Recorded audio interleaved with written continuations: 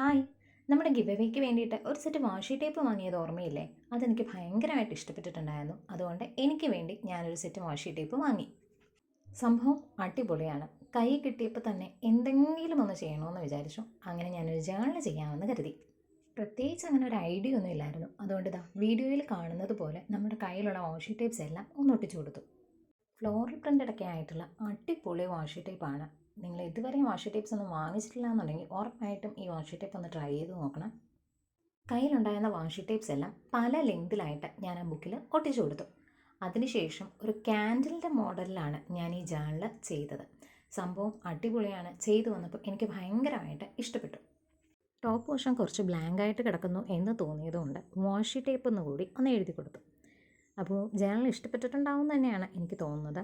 പിന്നെ നമ്മുടെ ചാനലിൽ ഇപ്പോൾ ഒരു ഗിവ് അവേ നടക്കുന്നുണ്ട്. ഗിവ് അവേയെക്കുറിച്ചുള്ള ഡീറ്റെയിൽസ് എല്ലാം അടങ്ങിയ വീഡിയോസ് നമ്മുടെ ചാനലിലുണ്ട്. അപ്പോൾ ഉറപ്പായിട്ടും ചാനലൊന്ന് കയറി നോക്കുക. ഇഷ്ടപ്പെടുകയാണെങ്കിൽ ലൈക്കും കമൻറ്റും സബ്സ്ക്രൈബും ഒന്നും ചെയ്യുന്ന കാര്യം മറന്നു പോകണ്ട.